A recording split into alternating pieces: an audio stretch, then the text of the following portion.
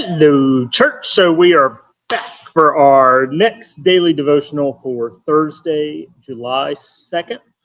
If you did not catch yesterday's video, make sure to go back and listen to that one as we open our introduction. And I talked a little bit about our author, Renita Weems. And there's some fascinating portions that come up today. So we're probably going to wind up having maybe one more section of introduction. Some of the introductory material I can include when we're doing our when we're actually in the book itself.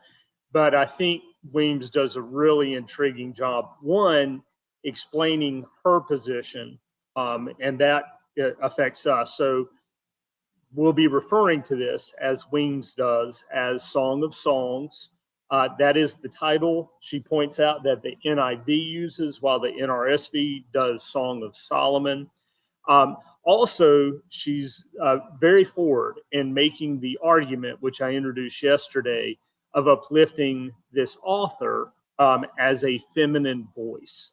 So she'll be using the female pronouns for the author and makes an extremely strong argument for why she is doing that.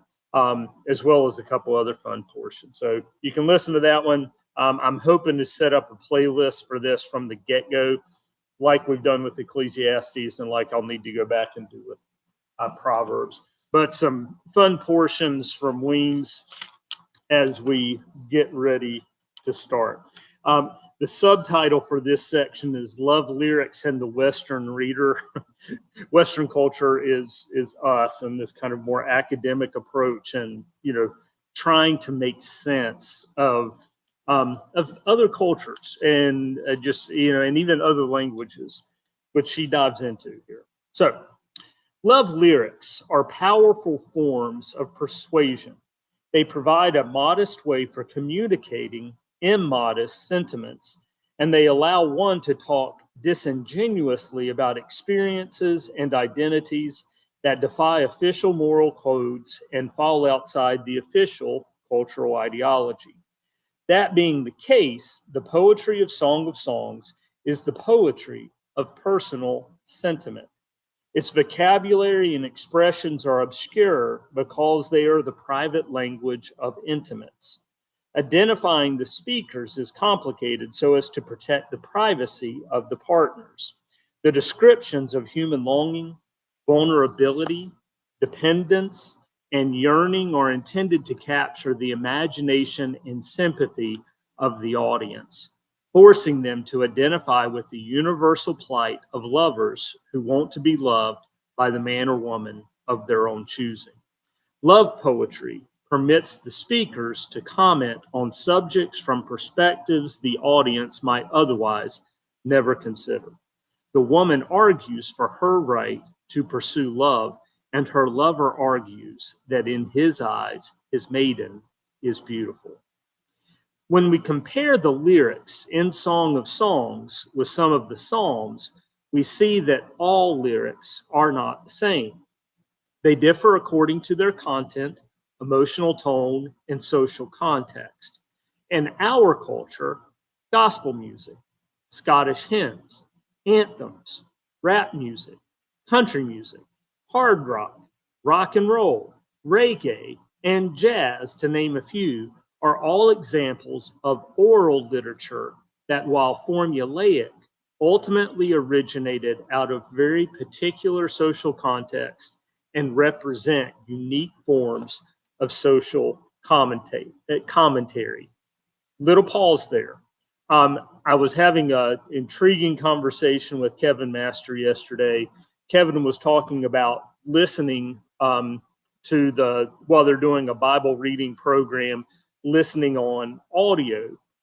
And there's an important part of our scriptural study because a lot of this is coming out of an oral literature culture. So they're not just reading, they are listening to things being sung, being offered. It's a different experience. It's like, when we're listening or engaging in poetry, there's a level of that emotional conveyance that comes along with it that we don't necessarily have the context for based on us. Now, let me see if I can find out where we left off. The closest American musical parallel to the kind of material we find in Song of Songs may be the American blues tradition because of its comparable poignant interest in personal, individual struggles, the joys and sorrows of love, and the confounding chasm that exists between domestic reality and domestic fantasy. In both musical traditions, the speaker speaks in first-person singular voice, and the subject matter is deeply personal and gripping in intensity. That is awesome, Renita Weems. Yeah, the comparison of the cultural context of Song of Songs compared to American blues and that kind of integration and grittiness. And, yeah, I use grittiness a lot in this thing, don't I? Just good stuff. And this is, yeah, Reams continuing to make us realize some things. The black-skinned protagonist remains in many ways a product of her culture and her ambitions and her fantasies. Her continuous struggle to fulfill her desire to be loved and to retain her dignity as a woman invites audiences to ignore for the moment their inbred ethnic prejudices against a Shulamite woman, their class assumptions about women who labor in the sun, and their religious judgments about female sexuality, modesty, and impurity. The hope is that readers, whether male or female, will recognize themselves in this woman's very human need and desire simply to be loved. Yes, mercy she can write. Wow. Yeah. Now, let's get into some Western stuff. Readers trained with the Western literary tradition invariably find a book like Song of Songs difficult to follow. Maybe this is something that has come up in your own expression as you've been doing some biblical reading or reading pieces that have been translated from other languages and other cultures. Western readers expect literature to proceed in an orderly fashion and are frequently dismayed when a book like Song of Songs defies expectations of linearity, uniformity, transparency, and plot development. Whereas the presence of speakers, dialogue, and audiences gives the book an unmistakably dramatic quality, modern readers are struck by the way speakers, imagery, moods, and perspectives shift back and forth seemingly without logic, sometimes within a span of 1, 2, or 3 verses. These otherwise oral speeches, which originally had their own performance quality, have been committed to a written form that has caused some tensions in its narrative development. Finding a uniform structure and consistent pattern to the book's content is not always possible.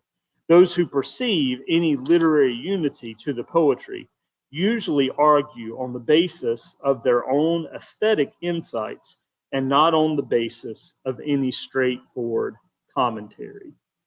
Although we see changing sides of the protagonist, romantic, defender, sage, and pragmatist, she switches back and forth between these different shades of herself, depending on the obscure attitudes challenging her right to love and to be loved by whomever she chooses.